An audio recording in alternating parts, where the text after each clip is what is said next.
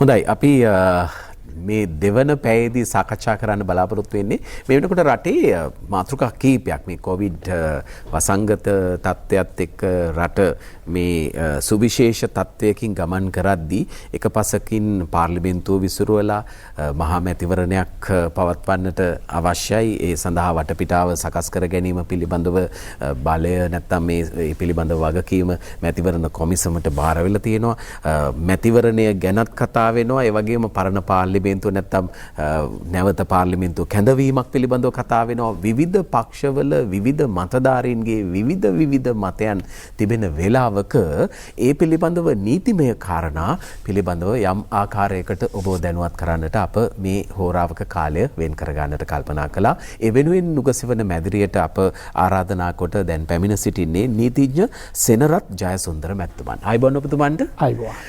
නීතිඥතුමනි දැන් පාර්ලිමේන්තුව මේ පරණ පාර්ලිමේන්තුව කියලා අපි කියමුකෝ නේද? මේ පාර්ලිමේන්තුව නැවත කැඳවිය යුතු කැඳවන්නට කියලා විවිධ පක්ෂ විපක්ෂ මතධාරීන්ගේ මතයක් තිබෙනවා. ඇත්තටම මේක එහෙම කරන්න පුළුවන්ද? ප්‍රතිපාදන තියනවාද? දැන් ඇත්ත වශයෙන්ම පරණ පාර්ලිමේන්තුව කියනවට වඩා විසිරුවා හරින ලද ඒක තමයි වචනේ. පාර්ලිමේන්තුව. දැන් ඒකෙදී අපි කල්පනා කරන්න ඕන පැති දෙකක් තිබෙනවා. එකක් තමයි දේශපාලනමය වශයෙන් අනිත් එක තමයි ව්‍යවස්ථාමය වශයෙන්. දැන් ආණ්ඩුක්‍රම ව්‍යවස්ථාවේ තියෙන ප්‍රතිපාදන අනුව ජනාධිපතිවරයාට පුළුවන් පාර්ලිමේන්තුවක් ආරම්භ වෙලා වසර 4ක් සහ මාස 6ක කාලයක් ඉක්ුත් වෙලා ගියපුවාම මේ විශේෂයෙන්ම මේ යොදාගත් ප්‍රතිපාදනය තවත් අවස්ථාවක් තිබෙනවා. ජනාධිපතිවරයාට පුළුවන් පාර්ලිමේන්තුව විසිරුවා හරින්න. දැන් එහෙම විසිරුවා හැරිය පාර්ලිමේන්තුවක් ඒ සම්පූර්ණම පාර්ලිමේන්තුව විසිරුවා හරින ලද පත්තෙන්ම පවතින එක. ඒකට බලයක් නැහැ. හැබැයි එක් අවස්ථාවක් තිබෙනවා ජනාධිපතිවරයාට බලතල දීලා ආණ්ඩුක්‍රම ව්‍යවස්ථාව යටතේම ජනාධිපතිතුමාට පුළුවන් යම් රටේ හදිසි තත්ත්වයක් ඇති වුණොත් ඒ හදිසි තත්ත්වය පාලනය කිරීම සඳහා පාර්ලිමේන්තුව අවශ්‍යයි කියලා හිතනවා නම් පාර්ලිමේන්තුවේ මැදිහත් වීම අවශ්‍යයි කියලා හිතෙන ආකාරයේ යම් හදිසි තත්ත්වයක් රට තුළ උද්ගත වෙනවා. දැන් එවැනි අවස්ථාවක ඒ විසිරුවා හරින ලද පාර්ලිමේන්තුවක් නැවත කැඳවීමේ ප්‍රතිපාදන ආණ්ඩුක්‍රම ව්‍යවස්ථාව යටතේ දක්වලා තිබෙනවා. දැන් මෙහිදී අපි විශේෂයෙන් සලකලා බලන්න ඕනේ ඇයි පාර්ලිමේන්තුවක අවශ්‍යතාවය. දැන් පාර්ලිමේන්තුව කියන්නේ ව්‍යවස්ථාදායකයෙක්. ව්‍යවස්ථාදායකයේ අරමුණ මොකක්ද? නීති සම්පාදනය කිරීම තමයි ප්‍රධාන කර්තව්‍ය වේ. ප්‍රධාන කර්තව්‍ය. නීති සම්පාදනය. රටක පවතින නීතිය මොකක්ද නීතිය කියන එක තීරණය කිරීම ඒ නීති රෙගුලාසි සැදීම අනපනත් පැනවීම ඒක තමයි පාර්ලිමේන්තුවේ මූලික කර්තව්‍ය ව්‍යවස්ථාදායක සභාවක මූලික පරමාර්ථය ඒක.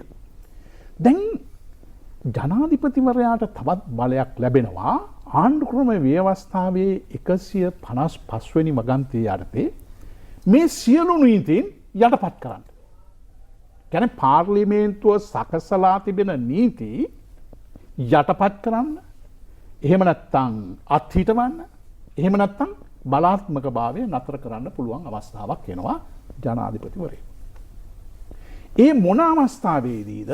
රටේ හදිසි නීතිය පනවන අවස්ථාවේදී. එතුමාට පුළුවන් රෙගුලාසි හදන්න. මේ පාර්ලිමේන්තු අනපනත් වලින් දීලා තිබෙන මානව අයිතිවාසිකම් මූලික අයිතිවාසිකම් ඒ වගේම ඒ පනත් වලින් දීලා තිබෙන යම් කර්තව්‍යයන් අත්හිටවන්න පුළුවන්. දැන් එතකොට අර පාර්ලිමේන්තුවේ බලය මොකද වෙන්නේ? පාර්ලිමේන්තුවේ පනවන පනත් මොකද වෙන්නේ? ක්‍රියාකාරීත්වය අත්හිටවන. අන්න එවැනි අවස්ථාවක ඒ පාර්ලිමේන්තුවේ ව්‍යවස්ථාදායක බලය ජනාධිපතිතුමා විසින් යටපත් කරන අවස්ථාවක ඒ යටපත් කිරීම පිළිබඳ හදන රෙගුලාසි මේ රටේ පවත්වාගෙන යන්න පුළුවන්ද කියන එක අනුමත කිරීම සඳහා පාර්ලිමේන්තුව කැඳවිය යුතුයි. එතකොට ඒක බොහොම තර්කානුකූලව ඇයි මේ පාර්ලිමේන්තුව නැවත කැඳවීමේ අවශ්‍යතාවය පවතින්නේ කියන එක ඒ ආණ්ඩුක්‍රම ව්‍යවස්ථාවේ බොහොම පැහැදිලිව තිබෙනවා. ඒ අවස්ථාව විතරයි තිබෙන්නේ. නැවත කනවා. රටේ හදිසි නීති තත්ත්වයක් ප්‍රකාශයට පත් කරනවා. ඒ හදිසි නීති තත්ත්වය ප්‍රකාශයට පත් කරයින් පස්සේ මොකද වෙන්නේ? අර සාමාන්‍ය නීතියේ තියෙන ප්‍රතිපාදන යටපත් වෙනවා. එහෙම යටපත් වීම මොකද නීතියේ බලධාරීත්වය තියෙන ව්‍යවස්ථාදායකටනේ. ඔව්. එතකොට එහෙම යටපත් කරලා මේ මහජන ආරක්ෂක පනත යටතේ ජනාධිපතිවරයා විසින් පනවනු ලබන රෙගුලාසි ක්‍රියාත්මක කරගෙන යාමට නම් ව්‍යවස්ථාදායකගේ සම්බන්ධවීමක් තිබෙන්න බෑ. තියෙන්න ඕනේ. මොකද නීතිය පැනවීමේ මූලික අයිතිවාසිකම සහ මූලික කර්තව්‍ය භාරය තිබෙන්නේ පාර්ලිමේන්තුවේ. නීති සම්පාදකයා. නීති සම්පාදකයා තමයි නීති සම්පාදකයා. එතකොට ඒ සම්පාදනය කරන නීතීන් යටපත් කරනවා. එහෙම නැත්නම් අත්හිටවනවා. එතකොට ඒක පාර්ලිමේන්තුවේ අනුමැතියක් නැතුව දිගටම කරන්න බෑ. ඒ නීති පවත්වාගෙන යන්න. අන්න එවැනි අවස්ථාවක පාර්ලිමේන්තුවට රැස් වෙලා මේ නීතිය යටපත් සාමාන්‍ය නීතිය යටපත් කරලා අර මහජන ආරක්ෂක පනත යටතේ ඒ හදිසි නීති රෙගුලාසි ක්‍රියාත්මක කරගෙන යන්න පුළුවන්ද කියන එකට පාර්ලිමේන්තුවේ අනුමැතිය අවශ්‍යයි. දැන් ඔබතුමන් ඔය සඳහන් කරන දේ තවත් ටිකක් අපි සරලව පැහැදිලි කරගන්න උත්සාහ කරොත් එහෙම ඒ කියන්නේ දැන් මේ පවතින වටපිටාව තුළ එහෙම අවශ්‍යතාවයක් පැන නගින්නේ නැහැ කියන එක ඔය කියවෙන්නේ. අනිවාර්යෙන්ම නැහැ. මේ අවස්ථාව ඒ රටේ හදිසි නීතිය පැනවිය යුතු සහ හැකි අවස්ථාවක් නෙමෙයි. දැන් මෙතන ඇති වෙලා තිබෙන තත්ත්වය මොකක්ද? මෙතන ඇති වෙලා තිබෙන්නේ මේ COVID-19 කියන වෛරසය ව්‍යාප්ත වීම නිසා මිනිසුන්ගේ සෞඛ්‍ය පිළිබඳ ගැටලුවක්. දැන් ඒ සෞඛ්‍යමය ගැටලුව විසඳීම සඳහා හෝ මේ සෞඛ්‍යමය ගැටලුව තුරන් කිරීම සඳහා පාර්ලිමේන්තුවේ අවශ්‍යතාවයක් තිබෙනවා. අපි මූලික වශයෙන් බලමු. ඇයි පාර්ලිමේන්තුවේ මූලික කර්තව්‍යයන් බලතල මොනවද? එතකොට නීති සම්පාදනය එකකට. තමත් එකක් තමයි මූල්‍ය පරිපාලනය. එතකොට ඒ වගේම ওই මූල්‍ය පරිපාලනය යටතේ ගත්තාම පාර්ලිමේන්තුවට පුළුවන් 20 ජන කෙටුම්පත් අනුමත කරන්න. ඒ වගේම පරිපූර්ණක ඇස්තමේන්තු අනුමත කිරීම. ඊට පස්සේ මුදල් හරියාකාරව යෙදෙනවද කියන එක පිළිබඳව බලන්න. ආදි වශයෙන් කර්තව්‍යයන් ප්‍රමාණයක් තිබෙනවා. දැන් මේ පාර්ලිමේන්තුව විසින් පිළිගත් අපේ ආණ්ඩුක්‍රම ව්‍යවස්ථාව මගින් පිළිගත්ත නීතිමය පසුබිමක් නීතියක් රටේ පවතිනවා.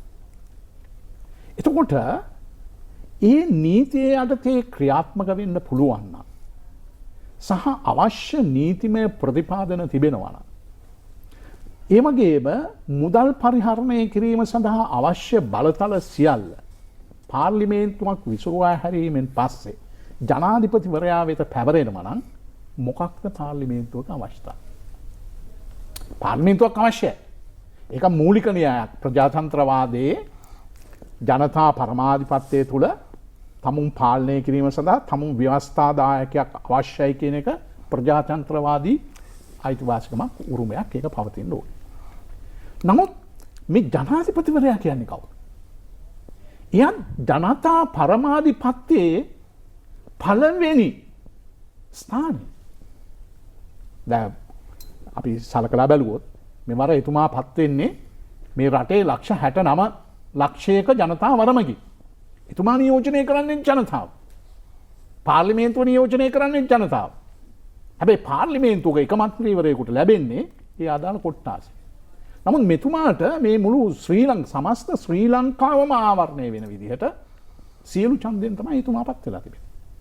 එතකොට එතුමාට ඒ බලය ක්‍රියාත්මක කිරීම සඳහා ආණ්ඩුක්‍රම ව්‍යවස්ථාව මගින්ම ජනතාව පවරලා දීලා තිබෙනවා. රටේ නීතිය ක්‍රියාත්මක කරනවා. එතකොට නීතියක් පනවලා තිබෙනවා. ඒ නීතිය ක්‍රියාත්මක කරන විධිවිධාන දක්වලා තිබෙනවා. ඒ වගේම මූල්‍ය පාලනය මේ අවස්ථාවේදී එතුමාට බාර දීලා තියෙනවා ව්‍යවස්ථානුකූලව. ඒ යටතේ පාර්ලිමේන්තුවක අවශ්‍යතාවයක් ඇති තත්ත්වයක් නැහැ.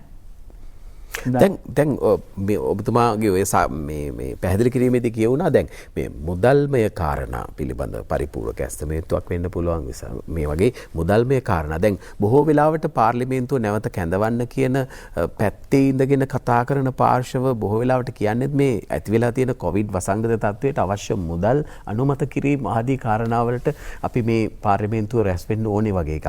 එතකොට මේකේ තියෙන නීතිමය ප්‍රතිපාදනය හෝ මේකේ තියෙන වළංගු භාවය මොකක්ද මේ කතාවේ තියෙන? ඔව්. ඇත්ත වශයෙන්ම කියනවා නම් පාර්ලිමේන්තුව විසුරුවා හැරියන් පස්සේ නව පාර්ලිමේන්තුව පත්වීමට අදාළ දිනයක් නියම කරනවා. ඒ දිනේ ඉඳලා මාස 3ක් වූ කාලයක් දක්වා ජනාධිපතිවරයාට බලතල තිබෙනවා මුදල් වියදම් කිරීම රාජ්‍ය අවශ්‍යතාවයන් සඳහා. දැන් එතන මුදල් දෙකක් තිබෙනවා. අර මුදල් වශයෙන් ගත්තාම.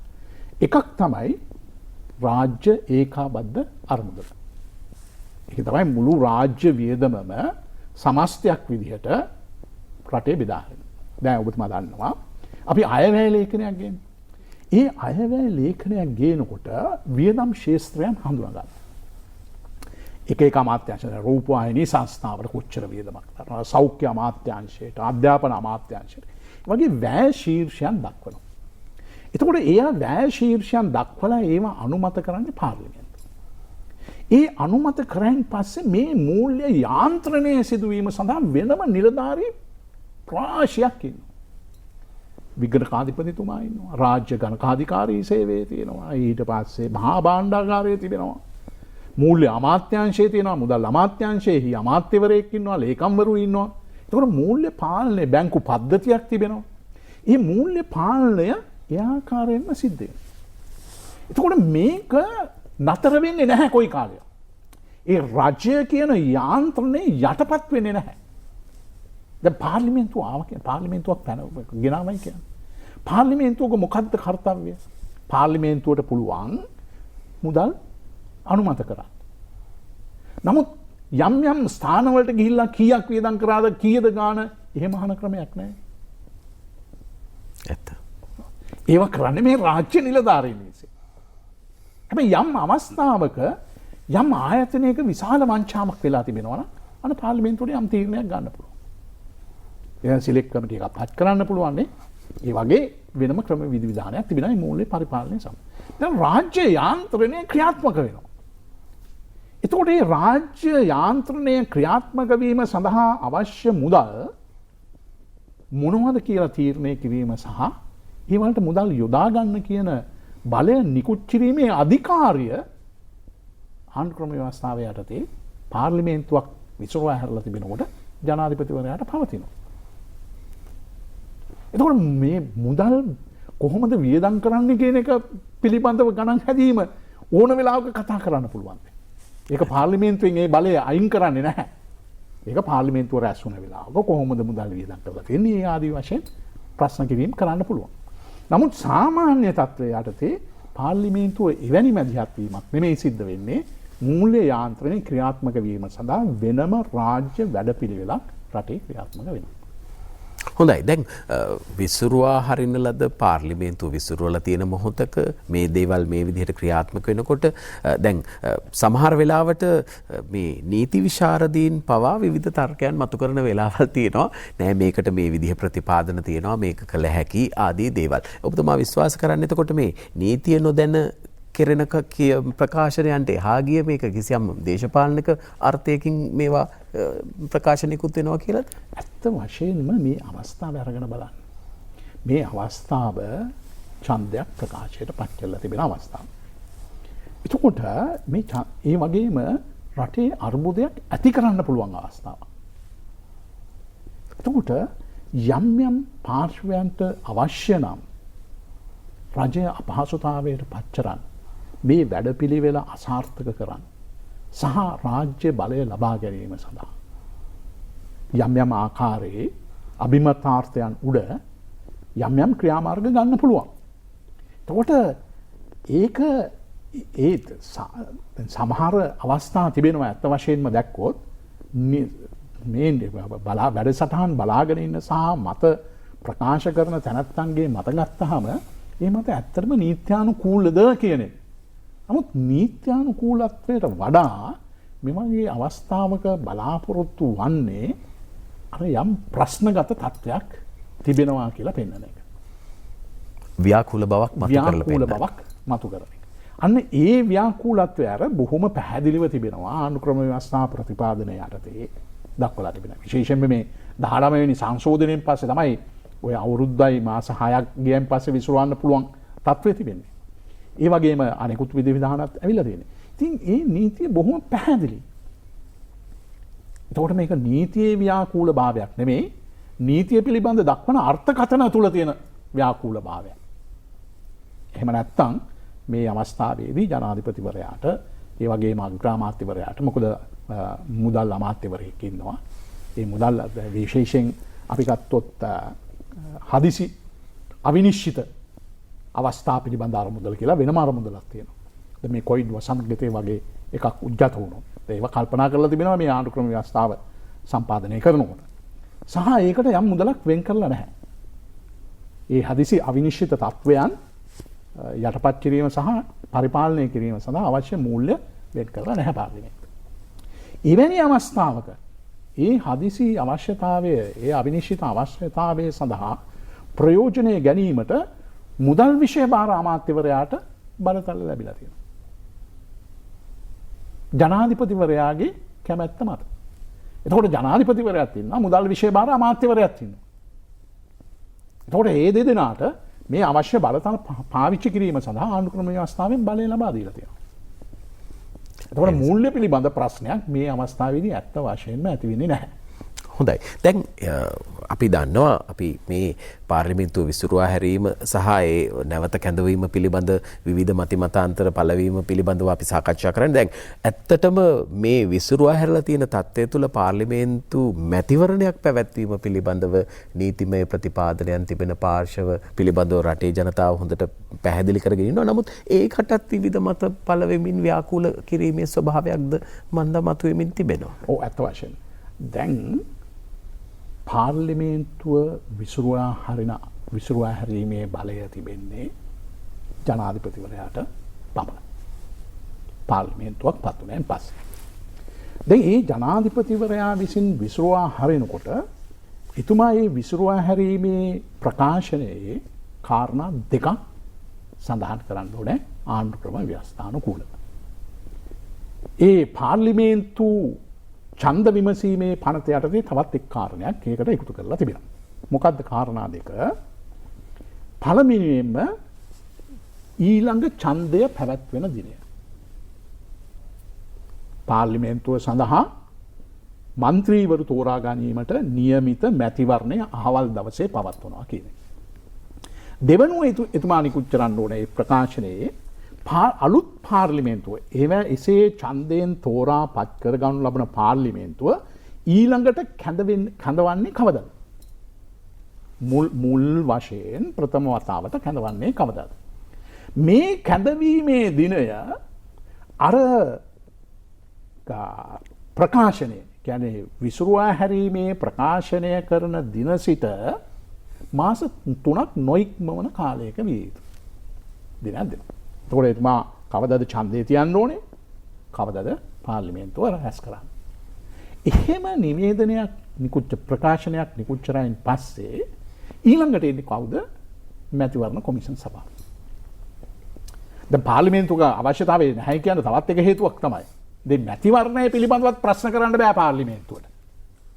මොකද මේ දැන් අපි කියමු දැන් ඔන්න මේ මැතිවරණ කොමසාරිස් කාර්යාලය මැතිවරණ කොමිෂන් සභාව ඡන්දේ තියන්නේ නැහැ කියලා.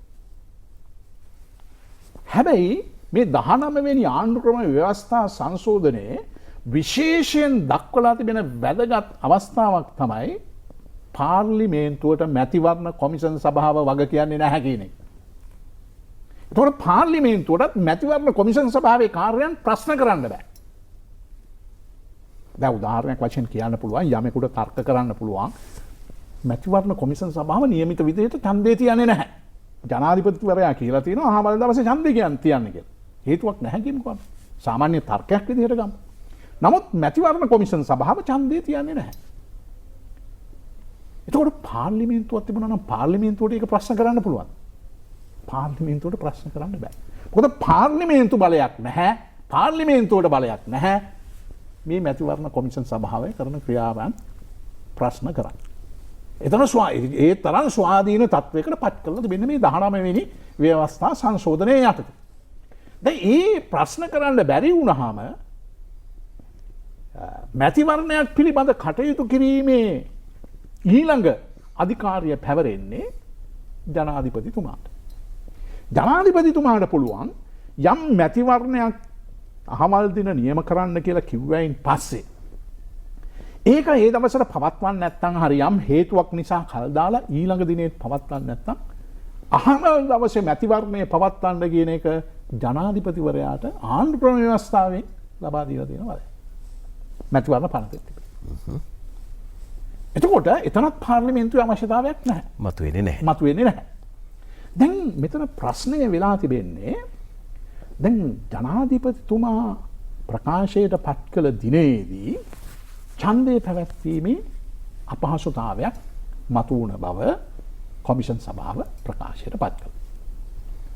ඒක අත් වශයෙන්ම අපි දන්නවා මේ මුළු රටම අකර්මණ්‍ය වෙලා තියෙන්නේ මිනිසුන්ගේ හැසිරීම දුරස්ථභාවයෙන් යුක්තව කටයුතු කළ යුතු අවස්ථාවක්. ඒ වගේම ජන ජීවිතයේ සම්පූර්ණයෙන්ම වගේ වෙනස් වෙලා තිබෙනවා. මේ රාජ්‍ය යාන්ත්‍රණය සහ ජන ජීවිතයේ එකම අරමුණ බවට පත් වෙලා තිබෙන්නේ මේ උවදුර COVID-19 කියන COVID-19 කියන වසංගතය රටෙන් තුරන් කිරීම. ඒ සඳහා විශාල කැපකිරීමක් කරනවා. ඒ ගත්තාම හැම රාජ්‍ය ආයතනයක්ම ඒ වගේම අධිකරණය විශේෂයෙන් අධිකරණ කටයුතු අකර්මණ්‍ය වෙලා තියෙන්නේ බොහෝ දුරට. සහ ඒ අනෙකුත් සියලු සාමාන්‍ය ජන ජීවිතයේදී ක්‍රියාත්මක වෙන ආකාරයට නෙමෙයි ක්‍රියාත්මක වෙන්නේ. එතකොට මේ අවස්ථාව නුසුදුසුයි ඡන්දයක් පැවැත්වීම සඳහා කියන එක කොමිෂන් සභාව තීරණය කරනවා. කොමිෂන් සභාවට ඒ බලය තියෙනවා. යම් పూర్වෙන් සිතාගත නොහැකි හදිසි අවස්ථාගත තත්ත්වයක් මත යම් ඡන්ද බල ප්‍රදේශයක ඡන්දේ පාවිච්චි කරන්න බැරි නම් ඡන්දේ තියන්න බැරි නම් කොමිෂන් සභාවට පුළුවන් ඒ දිනයට නෙමෙයි වෙනත් දිනයකට ඡන්දය පවත්වනවායි කියලා යම් කල් දැමීමක් කරන්න. හැබැයි එතන අපි විශේෂයෙන් සඳහන් කරන්න ඕනේ කොමිෂන් සභාවට තිබෙන්නේ ඒ දිනේ අවලංගු කිරීම නෙමෙයි. දැන් ජනාධිපතිතුමා කියනවා අප්‍රේල් මාසේ 25 ඡන්දේ තියන්න. කොමිෂන් සභාවට බෑ නෑ අප්‍රේල් 25 ඡන්දේ තියන්නේ නෑ කියලා විතරක් ඉන්න බෑ. කොමිෂන් සභාව තමුන්ට මේ පනත යටතේ තියෙන ප්‍රතිපාදන අනුව 25 තියන්න බෑ. අහවල් දවසේ තියන්න ඕනේ කියන එකයි තීරණය කරන්නේ. මම කොමිෂන් සභාවේ ඒ දිනේ තියන්න බෑ කියලා තීරණය කරනවත් එක්කම ඊළඟට ඡන්දේ තියන්නේ කවදද කියන එක තීරණය කරන්නේ. හැබැයි මේ අවස්ථාවේදී කොමිෂන් සභාව ඒක කරේ නැහැ. කොමිෂන් සභාව කරේ අර ජනාධිපතිතුමා විසින් නිකුත් කරන ලද ප්‍රකාශනයේ සඳහන් 25 වෙනි අප්‍රේල් මාසේ 25 වෙනි දින ඡන්දය පවත්වන්නේ නැහැ කිව්ව එක විතරයි.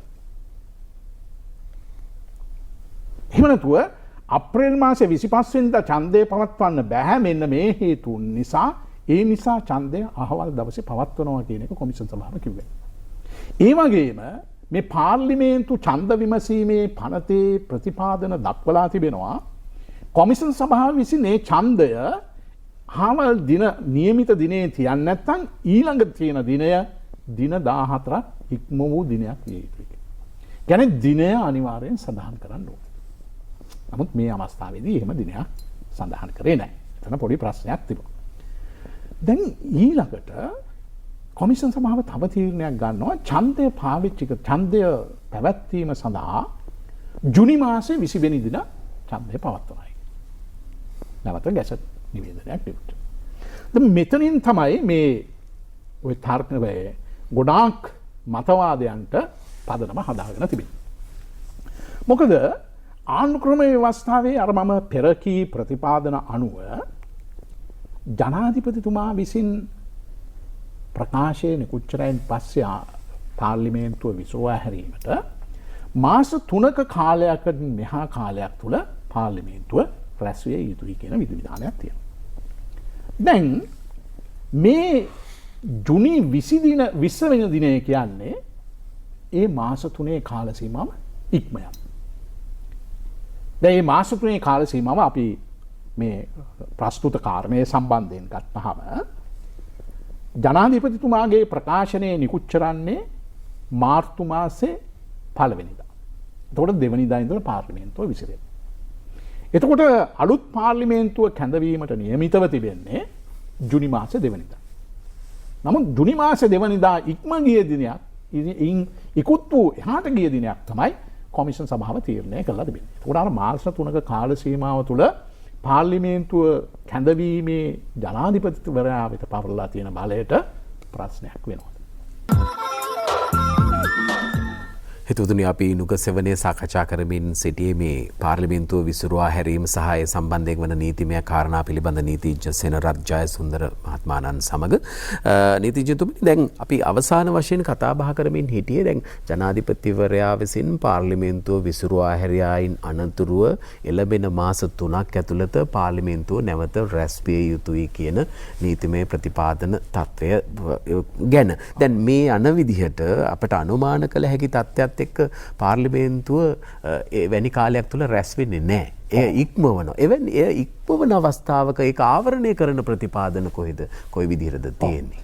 දැන් පාර්ලිමේන්තු මැතිවරණයක් නියම කරයින් පස්සේ යම් පූර්වයෙන් සිටිය නොහැකි හදිසිමය අවස්ථාමය තත්ත්වයක් තිබෙනවා නම් එතකොට මැතිවරණ කොමිෂන් සභාවට වෙනත් දිනයක් නියම කරන්න පුළුවන් බව අපි පැහැදිලි කළා. දැන් මෙතන ඇති වෙලා තිබෙන ප්‍රශ්නය මොකක්ද? මේක මුළු ලෝකයටම දැනෙන ප්‍රශ්නයක්. සහ මැතිවරණයක් පැවැත්වීම සඳහා සුදුසු වාතාවරණයක් නෙමෙයි කියන එක මැතිවරණ කොමිෂන් සභාව තීරණය කළා තිබෙනවා. එතකොට නීතියෙන් කළ නොහැකි දෙයක් සහ පුද්ගලයෙකුට කළ නොහැකි දෙයක් කළ යුතුය කියලා නීතිය අපේක්ෂා කරන්නේ නැහැ. ඒක කරන්න බැරි දෙයක් නම් දැන් උදාහරණයක් වශයෙන් ගත්තහම මේ අවස්ථාව වෙනකොට අධිකරණයේ තත්ත්වය අපි සල්කලා බලන්න. සාමාන්‍ය විදිහට නඩු විභාග ගන්න බෑ. අධිකරණවල මිනිස්සුන්ට රැස් වෙන්න බෑ. ඒ වගේම අධිකරණ කටයුතු අකර්මණ්‍ය තත්ත්වයට පත් වෙලා තිබෙන්නේ. එතකොට මැතිවරණයක් පවත්වන්න කියලා නියමයක් කරන්න පුළුවන්. මොකද කරන්න බෑ. කරන්න බැරි නම් ඒක කරන්න කිව්වොත් මහා විශාල ව්‍යසනකාරී තත්ත්වයක් ඇති වෙන්න පුළුවන්. දැන් විශේෂයෙන්ම මේ අවස්ථාව වෙනකොට සෞඛ්‍ය අධ්‍යක්ෂක ජෙනරල් වරයා තීරණය කරලා තිබෙනවා මිනිස්සු ඒකරාශී වීම වළක්විය යුතුයි. ඒක තමයි එතුමා පොලිසියට දීලා තියෙන විධිවිධානය.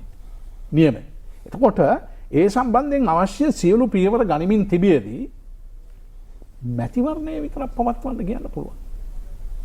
අනේ ඒ නිසා මේ කරන්න බැරි දෙයක් කළ යුතුයි කියන එක නීතිය අපේක්ෂා කරන්නේ නැහැ. එතකොට එහෙමනම් දැන් මේ පාර්ලිමේන්තුව රැස්වීම මාස 3ක් ඇතුළත සිදුවිය යුතුයි කියන එක කරන්න බැරි දෙයක්. එතකොට නීතියට කරන්න පුළුවන් හැකියාවක් නැහැ. ඒ තත්ත්වය පහව ගියන් පස්සේ ඡන්දය තියලා පාර්ලිමේන්තුවක් රැස් කිරීම තමයි ගත හැකි එකම පියවර. ඒතකොට ඒ සඳහා නීතියේ ප්‍රතිපාදන සැලසීම අවශ්‍ය පරිදි සිද්ධ කරන්න පුළුවන්. මොකද එතන ඒ අවශ්‍යතාවයේ ජනාධිපතිවරයා තීරණය කරනවා නම් මේක පවත්වන්න බෑ. ඒකයි මැතිවරණ කොමසාරිස්තුමා විසින් මේ මැතිවරණ කොමිෂන් සභාව විසින් මේක කල් දාලා තිබෙන්නේ. එතකොට ඒ තත්ත්වයේ යටපත් වුණාන් පස්සේ තමයි පවත්වන්න වෙන්නේ. එහෙමනම් ඒ පාර්ලිමේන්තුව. මොකද මැතිවරණ නීතියේ විධිවිධානයක් තිබෙනවා. මේ පනතේ යම් යම් විධිවිධාන උල්ලංඝනය කරයි කියලා මැතිවරණයක් අවහොසි වෙන්නේ නැහැ. මැතිවරණයක් අවහොසි වීම සඳහා විශේෂ ක්‍රමවේද මේ අවශ්‍ය වෙන විශේෂ පසුබිමක් තිබෙනවා. එතකොට එහෙම තත්ත්වයක් යටතේ හැර ඔය කාල පරිච්ඡේදයන් අහවල් දින පැවැත්විය යුතුයි ඊළඟට ඒ කාල සීමාව අතර නිම කළ යුතුයි ඒ ආදී දේවල් පිළිබඳව යම් යම් තීරණ ගත්තයි කියලා මේ මැතිවරණයක් අපලංගු වෙන්නේ නැහැ. ඒ වගේම මේ මැතිවරණ ආඥා පනතේ මැතිවරණ පනත යටතේ දැන් තිබෙන මැතිවරණ පනත ඒ පනත යටතේ ප්‍රතිපාදන සලසා නැති අවස්ථාවලදී ඒ අවශ්‍ය විධි විධාන ගැසට් පත්‍රයකින් නිකුත් කරලා බලගැන්වීමේ හැකියාවක් මැතිවරණ කොමිෂන් සභාවට තිබෙනවා. එතකොට මේ සියලු කාරණා ගත්තාම මාස 3ක කාලය තුල මැතිවරණය පවත්වන්න බැරි නම් ඇත්තටම දැන් සියලු දෙනාම පිළිගන්නවනේ බෑයි කියලා. ඇත්ත. ඔව්. මේක අසම්භව්‍යයි. කරන්නම බෑ. කරන්න බැරි නම් මොකද කරන්නේ? ඔව්. නීතිය විතරක් අපේක්ෂා කරහින්ද නෑ කළ යුතුයි කියලා. එතකොට මේ සිද්ධිමය තත්වයන් යටතේ තමයි නීති. මොකද නීතිය තිබෙන්නේ මිනිස් ක්‍රියාකාරකම් හැසිරීමට. ඔව්. එතකොට මිනිස් ක්‍රියාකාරකම් වලට උචිත විය යුතුයි මේ හැසිරීම. ඒ අනුචිත ක්‍රියාකාරකම් කරන්න කියලා නීතියේ දැන් ඔය නොහැකියාව ඇතුලේ අර කතාව නැවත මතුවෙන එක අපි ආයේ සාකච්ඡා කළ යුතුත් නෑ නේද? ඒ කියන්නේ විසුරුවා හරිල්ලද පාර්ලිමේන්තුව නැවත ගෙනෙව කියන ඒක තවත් නීති. එතකොට තව ප්‍රශ්නයක් එනවා. මොකද ඒක ජනාධිපතිතුමා සතු අනන්‍ය බලයක්. රටේ හදිසි දමාර පැහැදිලි කරේ ඇයි හදිසි නීති තත්වයක් යටතේ පාර්ලිමේන්තුවක් තිබිය යුත්තේ? කොයි වාගේ පසුබිමක් යටතේද? මොකද රටේ සාමාන්‍ය නීතිය යටපත් වෙනවා නම් තමයි අර ව්‍යවස්ථාදායකේ මතුවීම අවශ්‍ය වෙන්නේ. දැන් එහෙම තත්ත්වයක් නැහැ මෙතන. මෙතන කිසිම නීතියක් යටපත් කරලා නැහැ. කිසිම නීතියක් අකර්මණ්‍ය කරලා නැහැ. කිසිම නීතියක බලධාරීත්වය අහෝසි කරලා නැහැ. එතකොට පාර්ලිමේන්තුවට නැති පාර්ලිමේන්තුවක් නැවත පැමිණීමේ එහෙමනම් යම් විදිහක තර්ක කරන්න පුළුවන් නෑ. ඒ පාර්ලිමේන්තුව නෙමෙයි ඊට ඉස්සෙල්ලා හිටපු පාර්ලිමේන්තුව හොඳයි. ඒ පාර්ලිමේන්තුව කැඳවන්න. මොකද දැන් පාර්ලිමේන්තුව අහෝසි. එහෙමත් තර්ක ගේන්න පුළුවන් නේද? හොඳයි. දැන් අපි මේ මැතිවරණ කොමිසම මැතිවරණය පැවැත්වීම සම්බන්ධයෙන් තීන්දුව ගැනීමේ කාරණාව සම්බන්ධයෙන් අදාළ නීතිමය රාමුව පිළිබඳව කතා කරපු නිසා මට හිතෙනවා නීතිඥතුමනි දැන් බැරි වෙලාවත් මැතිවරණ කොමිසම මැතිවරණය පවත්වන්න නැතුව හිටියොත් ඒ වෙනුවෙන් මොකද්ද ගන්න පුළුවන් ක්‍රියාව? ඒකත් ඉතා වැදගත් අවස්ථාවක්. දැන් මැතිවරණ කොමිසම් සභාවට මේ ආකාරයෙන් යම් හේතුන් දක්වලා මැතිවරණය නොපවත්වා සිටීමට හැකියාවක් තිබෙනවාද කියන එක. දැන් එහිදී නැවත වතාවක් මොකද ජනාධිපතිතුමාට තමයි මේ බලතල තිබෙන්නේ. පාර්ලිමේන්තුවට බලයක් නැහැ ඒකේ. ජනාධිපතිතුමාට දිනයක් නියම කරන්න පුළුවන්. අහවල් දවසේ මැතිවරණය තියන්න. දැන් ජනාධිපතිවරයා විසින් යම් මැතිවරණයක් පාර්ලිමේන්තු මැතිවරණය අහවල් දවසේ තියන්න කියලා නියම කරන් පස්සේ ප්‍රකාශනය මගින් ඒ දවසේ මැතිවරණය තිබෙන්නේ නැත්නම් හරි යම් ප්‍රදේශයක මැතිවරණය ඒ දිනේ තිබිලා නැත්නම් එතකොට ජනාධිපතිතුමාට බලය ලැබෙනවා 113 කන්තිය යටතේ දිනයක් නියම කරන්න. එතකොට ඒ දිනේ මැතිවරණය පැවැත්විය යුතුයි. එතකොට ඒකටත් ප්‍රතිපාදන තිබෙනවා. එතකොට ඒ ප්‍රතිපාදනය යටතේ කටයුතු කරලා මැතිවරණයේ දිනයට පවත්වලා අවශ්‍ය පාර්ලිමේන්තුව සඳහා අවශ්‍ය මන්ත්‍රීවරුන් පත් කර ගැනීම කරනවා.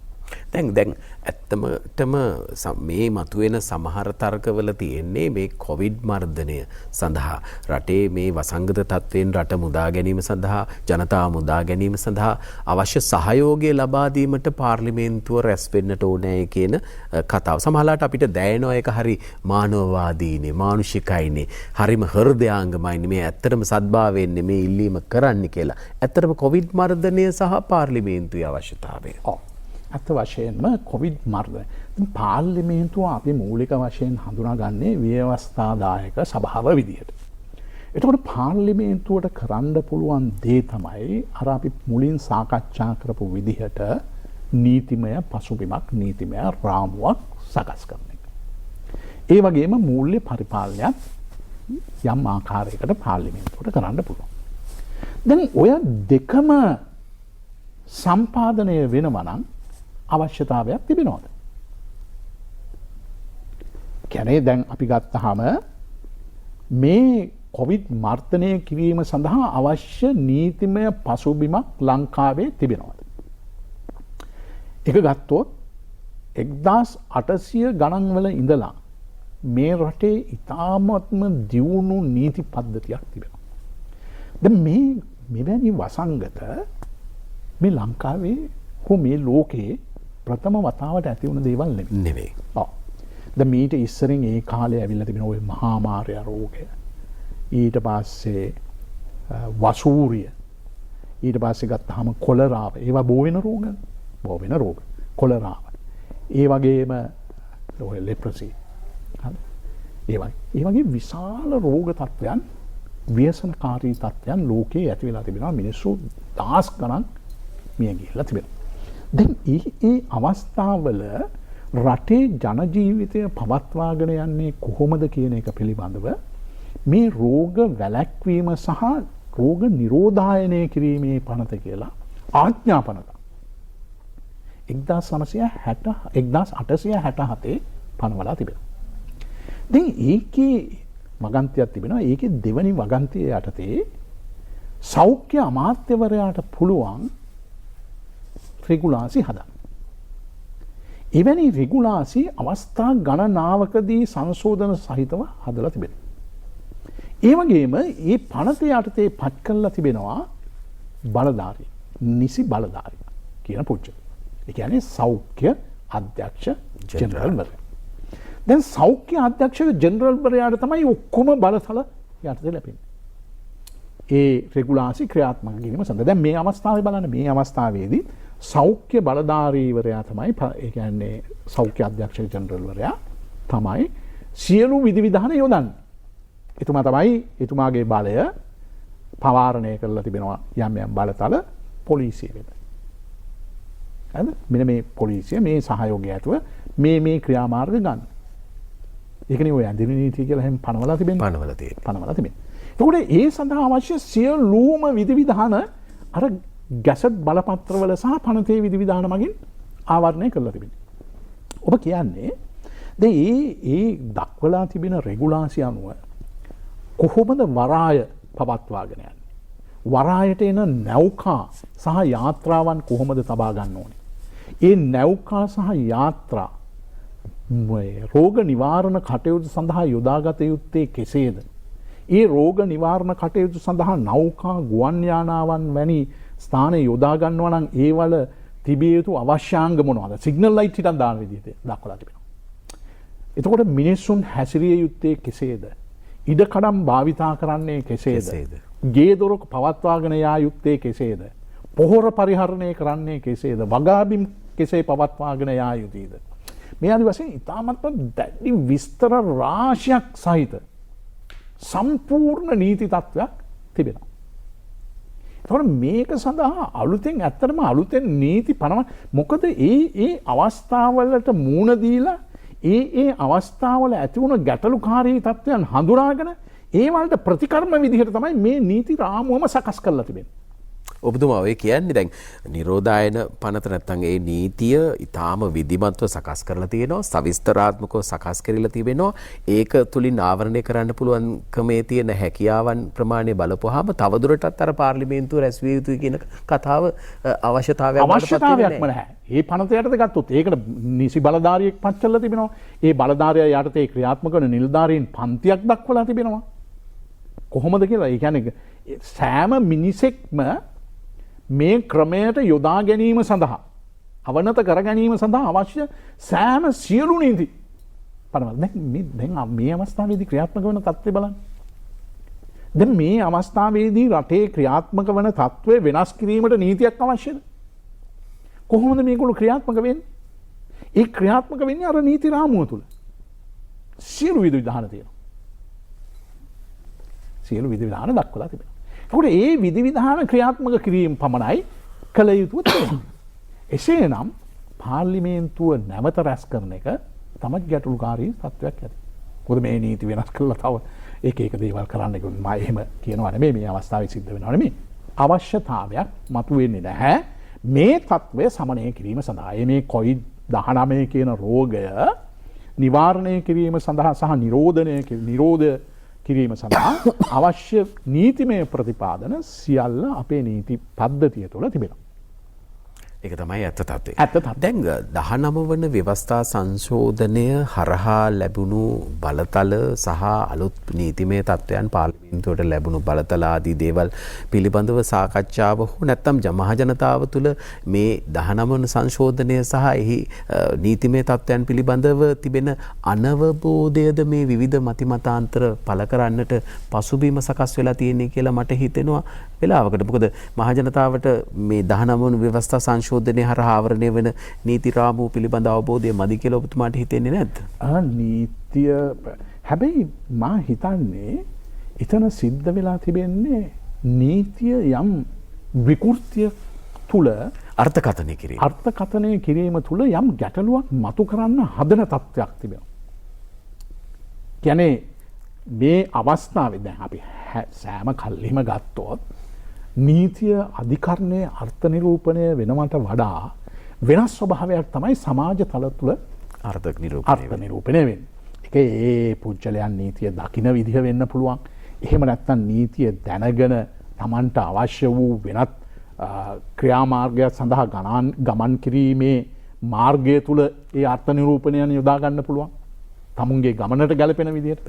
අනේ ඒ ආදී විදිහේ අර්ථකථනයන් කිරීම තුළ තමයි මේ ගැටලුකාරී තත්ත්වයක් ඇති කරන්න මාන බලන්නේ. හැබැයි මා දකින විදිහට සර්ව සම්පූර්ණ නීතියක් තිබෙනවා. ඒ නීතිය ක්‍රියාත්මක විය යුත්තේ කෙසේද කියන එක පිළිබඳ ප්‍රතිපාදනක් තිබෙනවා. ඒ නීතිය ක්‍රියාත්මක කිරීම සඳහා අවශ්‍ය පුජ්‍යලයන් මොන පුජ්‍යලයන් විසින්ද මේ නීතිය ක්‍රියාත්මක කළ යුත්තේ කියන එක පිළිබඳවත් විධිවිධාන තිබෙනවා. දැන් එවැනි අවස්ථාවක නීතියේ අඩුපාඩුවක් නැහැ. එතකොට මේක මේ නැති තත්ත්වයක් මවාපාලා යම් වෙනත් මේ කිසි ගැටලුවට කිසිම සම්බන්ධයක් නැති තැනට දක්වා මේක අර්ථ නිරූපණය කරලා වෙනම වාසියක් ගන්නයි බලන්නේ. දැන් උදාහරණයක් වශයෙන් මේ ඔක්කොම ගෙම් අපි මෙතන දැන් ඡන්දය තියන්න බෑ කියලා ගැටලුකාරී තත්ත්වයක් මතුවලා තිබෙනවා. ඒ සඳහා ප්‍රතිපාදනක් තිබෙනවා. ඡන්දය තියන්න බැරි නම් මොනවද කළ යුත්තේ කියන එක. දැන් ඒ සියල්ල තියද්දී මෙහෙම ඡන්දයක් තියන්න බෑ. ඒ හින්දා අර විසිරුවා හැරලා තියෙන පාර්ලිමේන්තුවක් හදවන්න කියලානේ කියන්නේ. ඇත්ත. එතකොට මේ ප්‍රශ්නේ දිසානතිය කොහාටද ගමන් කරන්නේ? එතකොට මේ සෑම සියලු දෙන්නේ ඒකයි දැන් අපි අරමුණ දක්වා නීතිය අර්ථකථනය කරන්න යනවා කියන්නේ. අරමුණ මෙතන කොහොම හරි මේ නැවත පාර්ලිමේන්තුවක් හැදවගමු. ඒකට අපි නීතිය යොදාගමු. දැන් ඒ මතයේ ඉඳලා කතා කරනවා නම් නීතියේ විකෘති අර්ථ නිරූපණ තමයි දෙන්න වෙන්නේ. නමුත් සාමාන්‍ය අපේ රටේ පවතින මේ ආණ්ඩුක්‍රම ව්‍යවස්ථා නීතිය සහ පාර්ලිමේන්තු මැතිවරණ පනත ওই 52නේ සහ මේ රටේ තිබෙන රෝගී තත්ත්වය මර්ධනය කිරීම සඳහා පවතින නීති රාමුව. ඔය තුළ නැවත පාර්ලිමේන්තුව කැඳවීම කියන එක අවශ්‍ය වන කිසිම ප්‍රතිපාදනයක් නැහැ. දැන් Tamanගේ අරමුණ දක්වා යම් අවශ්‍යතාවයක් ඉටු කරගන්න. දැන් ওই පාර්ලිමේන්තුව කැඳවීමේ ප්‍රස්තුතයම අපි ගමුකෝ. එතකොට ඒ අරමුණ දක්වා යන ගමනේදී නීතියේ පිහිට නීතිය ආරක්ෂාව හොයාගෙන යද්දී සමහර තැන් අර අපි කියන්නේ නීතියේ හිදැස් මතුවෙනවා. දැන් ඒ ඔස්සේද මේ අය මේ විවිධ ප්‍රතිපාදනයන් හදන්න උත්සාහ ගන්න. ඇත්තටම කියනවා නම් දැන් පවතින මේ නීතිමය තත්ත්වය තුළ එවැනි හිදස් හොයාගන්න පුළුවන්ද? නෑ හිදස් මතු කරපෙන්න. එක තර්කයක් තමයි මා දැක්ක එක තර්කයක් තමයි දැන් ජනාධිපතිවරයාට මුදල් වියදම් කිරීමේ බලය තිබෙන්නේ පාර්ලිමේන්තුව කැඳවීමට නියමිත දින සිට මාස 3ක් ඉක්ුත් වෙන තෙක් කියලා සමහර තර්කයක් කියනවා. ඉතින් ඒක කොච්චර පදනම් විරහිතද බං. කියන්නේ කවදා හරි ඡන්දයකට නියම කරලා ඒ දිනේ ඉඳලා මාස 3ක් තමයි වියදම් කරන්නේ. ඒ ඡන්දයට යනකල් වියදම් කරන්නේ නැහැ එතකොට. ඒ විතරක් නෙමෙයි පාර්ලිමේන්තුව විසින් යම් අවස්ථාවකදී මේ මැතිවරණයක් සඳහා පාර්ලිමේන්තු මැතිවරණය සඳහා මුදල් වියදම් කිරීමේ ක්‍රමවේදයක් නියම කරලා නැත්නම් මුදල් වෙන් කරලා නැත්නම් ජනාධිපතිවරයාට පුළුවන් ඒ පාර්ලිමේන්තු ඡන්දය සඳහාත් අවශ්‍ය මුදල් වෙන් කරන්න. ඒකට වෙනම ව්‍යවස්ථාවකින් බලය ලැබිලා තියෙනවා. ඒකෝනේ මේ සියලු කටයුතු ආවරණය වෙලායි තිබෙන්නේ. නමුත් අර අපි කීවා වගේ නීතිය අර්ථ නිරූපණය කරන්නේ තමුන්ගේ අභිමතාර්ථය ඔස්සේ නම් ගැටලු මවන්න පුළුවන්. ඒ මවන ලද ගැටලු මිසක් නීතියේ පවතින ගැටලු නැහැයි කියන එක තමයි මගේ අදහස. දැන් අපි මේ සාකච්ඡාවේ අවසානයේට ක්‍රමයෙන් ළඟා වෙමින් තිබෙන නිසා දැන් අපේ ප්‍රධාන ගැටලුව නැත්නම් සාකච්ඡාවට බඳුන් කළ කාරණේ බවට පත් උනේ පාර්ලිමේන්තු මැතිවරණය පැවැත්වීම සහ එවැගේම විසුරුවා හරින ලද පාර්ලිමේන්තුව නැවත කැඳවීම සඳහා ප්‍රතිපාදනයන් තියෙනවාද එහෙම අවශ්‍යතාවයක් තියෙනවාද කියන එක මම කැමතියි ඒ සමස්ත මාතෘකා කීපේම සාරාංශයක් ඔබතුමන් අපේ දායබ්‍ර ප්‍රේක්ෂකයන්ට එකතු කරනවා නම්. දැන් අත් වශයෙන්ම මෙතන මෙහෙමයි ප්‍රශ්නේ. දැන් ජනාධිපතිවරයාට බලය තිබෙනවා ආණ්ඩු ක්‍රම ව්‍යවස්ථාවේ ප්‍රතිපාදනය යටතේ අවුරුද්දයි මාස 6ක් ගියන් පස්සේ පාර්ලිමේන්තුව විසුරුවා හරින්න. ඒ විසුරුවා හැරීමේදී එතුමා කළ යුතු කාරණා දෙකක් තිබෙනවා. එකක් තමයි ඊළඟ ඡන්දය පැවැත්වෙන්නේ කවදාද සහ අලුත් පාර්ලිමේන්තුව කැඳවන්නේ කවදාද කියන එක තීරණය කිරීම. ඒ අලුත් පාර්ලිමේන්තුව කැඳවීම මාස 3කට මෙහා වූ කාලයක් විය යුතුයි කියන්නේ. දැන් ඒ ආකාරයට ඡන්දය හවල් දින පවත්වන්න කියලා ජනාධිපතිතුමා විසින් කරපු නියෝගය අනුව ඡන්දය පවත්වන්න බෑ කියලා යම් හේතුවක් දක්වනවා මැතිවරණ කොමිෂන් සභාව. එතකොට මේ හේතුව මත වෙනත් දිනයකට ඡන්දය පැවැත්වීමට මැතිවරණ කොමිෂන් සභාව තීරණය කළා තිබෙනවා. දැන් ඒවා මේ රටේ මේ භූමිය තුල තිබෙන ප්‍රශ්න. ඒ ප්‍රශ්න වලට නීති ප්‍රතිපාදන සලසන්න බෑ. දැන් නීතියට පුළුවන් ද කොවිඩ් නැති කරන්න. ඒක අවශ්‍ය ක්‍රියාමාර්ග ඒ අවශ්‍ය පුද්ගලයන් විසින් ගන්න ඕනේ. ඒ ගත්තෙන් පස්සේ ඡන්දේ තියන්න කිසිම බලපෑමක් වෙන්නේ නැහැ නීතියට. ඒ නොකරන්න බැරි දෙයක් කරන්න කියලා නීතිය කියන්නේ නැහැ. අවශ්‍යතාවය මත නීතියේ යම් දේවල් වෙනස් වීමේ හැකියාව තිබෙනවා. දැන් මේ රට අකර්මණ්‍ය වෙලා තියෙන අවස්ථාවේදී එතකොට මේ තත්ත්වයේ පහව ගියපුවාම මැතිවරණයක් තියලා නව පාර්ලිමේන්තුව යම් නිශ්චිත දිනයකදී කැඳවීමේ බලය සම්පූර්ණයෙන්ම තිබෙන්නේ ජනාධිපතිවරයාට. මේ බලය අනන්‍ය වූ බලයක්. වෙන කිසිම කෙනෙකුට පාර්ලිමේන්තුව කැඳවන්න හෝ පාර්ලිමේන්තුව විසුරුවා හරින්න හෝ එහෙම නැත්නම් විසුරුවා හරින ලද පාර්ලිමේන්තුවක් නැවත කැඳවීමේ බලයක් නැහැ. එතකොට මේ අවස්ථාව වන විට මේ රටේ ඇති වෙලා තිබෙන ප්‍රශ්නය නිවැරදිව නිරවුල්ව කළමනාකරණය කරගෙන ඒ සඳහා සියලු රාජ්‍ය යාන්ත්‍රණය යොදාගෙන ඉතා විශිෂ්ට වූ වැඩපිළිවෙලක් අරගෙන යනවා. එතකොට මේ වැඩපිළිවෙල අකර්මණ්‍ය කරන ආකාරයේ යම් මතවාද පැතිරීම ඇත්ත වශයෙන්ම මා කියනවා අර අභිමතාර්ථය පැත්තක තියාගෙන ඒ දෙසට නීතිය අර්ථකථනය කිරීමට යාම. හින්දා නීතියේ ගැටලුවක් නැහැ. මේ රටේ තිබෙන ප්‍රශ්නය විසඳීම සඳහා අවශ්‍ය සියලු විධිවිධාන තියෙනවා. ඒ නිසා නැවත පාර්ලිමේන්තුවක් කැඳවලා අනවශ්‍ය ප්‍රශ්නයක් සහ ව්‍යවස්ථාමය ගැටලුකාරී තත්ත්වයක් පැන නොගැනීම යුතුයි. දැන් අවසාන වශයෙන් මම කැමති දැනගන්න දැන් මේ කොවිඩ්ට හිරෙහිව ගෙන යන වැඩපිළිවෙලත් එක්කලා ජනාධිපතිතුමන් ඇතුළු රජය මේ මොහොතේදී විශේෂ ක්‍රියාමාර්ග රැසක් ගනිමින් සිටිද්දී දැන් මුදල් වියදම් කිරීමේ බලය සම්බන්ධයෙන් හෝ මේ වියදම් කළ මුදල් සම්බන්ධයෙන් ප්‍රශ්න කිරීම සඳහා අලුතෙන් පත්වන පාර්ලිමේන්තුවකදී පැවරෙන නැත්නම් බලාත්මක වෙනකොට තියෙන රීතිමය තත්ත්වය මොකක්ද? අනිවාර්යයෙන්ම පාර්ලිමේන්තුවට මේ පිළිබඳව දැනුම් දෙන්න ඕන. නව පාර්ලිමේන්තුව කැඳවුණෙන් පස්සේ ඒ පාර්ලිමේන්තුවට ප්‍රශ්න කරන්න පුළුවන්. දැන් මේ ප්‍රශ්න කිරීම කොහොමද? දැන් මම ඔබට කීවා වගේ මේ රාජ්‍ය යාන්ත්‍රණයක් මේ තුල ක්‍රියාත්මක වෙනවා. එතකොට ඒගොල්ලෝ සෑම ගණන් සැදීමක්ම තබා ගත යුතුයි. ඒ ගණන් සියල්ල ගෙනල්ලා පාර්ලිමේන්තුවට අවශ්‍ය නම් ඒකට වෙනම විශේෂ කමිටු එකක් පත් කරලා මේ පිළිබඳව සොයලා බලන්න පුළුවන්. මුදල් වෙන් කිරීම පිළිබඳ ප්‍රශ්නයක් එන්නේ නැහැ. මුදල් වියදම් කිරීම නියෝ ප්‍රශ්න තියෙන්නේ. ඒ වියදම් කරන්නේ සාමාන්‍යයෙන් පාර්ලිමේන්තුව තිබුණත් මුදල් වියදම් කරන්නේ කොහොමද කියලා පාර්ලිමේන්තු මන්ත්‍රීවරුන් ගිහිල්ලා බලන්නේ නැහැනේ. ඒක රාජ්‍ය යාන්ත්‍රණයක් තුළ නීත්‍යානුකූලව පත් කරන ලද නිලධාරී රාශියක් මත ක්‍රියාත්මක වෙන වැඩපිළිවෙලක්. එතකොට මේ මූල්‍ය පරිපාලනය, මූල්‍ය සුරක්ෂිතභාවය ඒ සඳහා වෙනම ආයතන තිබෙනවා. ඉතින් මේ ආයතන වලින් ප්‍රශ්න කිරීම කරන්න පුළුවන් මේක මේ නිසි පරිදි සිද්ධ වෙලා තියෙනවා අනාගතයේ දවසක. අනාගතයේ දවසක. හොඳයි. එහෙමනම් අපි අපේ මේ සාකච්ඡාව අවසන් කරන්නට කාලය එකතු වෙලා තිබෙන්නේ. අපි පාර්ලිමේන්තු මැතිවරණය පැවැත්වීම පිළිබඳව ඒ සඳහා තිබෙන නීතිමය විධිවිධාන පිළිබඳව විසුරුවා හරින ලද පාර්ලිමේන්තුව නැවත කැඳවීම පිළිබඳව තිබෙන මතිමතාන්තර පිළිබඳව අපි නීතිමය රාමුව තුල සිට සාකච්ඡා කළේ ඔබ දැනුවත් කරන්නට. නීතිඥ සෙනරත් ජයසුන්දර මහත්මයාණන්ට අපි බෙහෙවින් ස්තුතිවන්ත වෙනවා අප සමග එකතු වීම පිළිබඳව. ආයුබෝවන් ඔබට.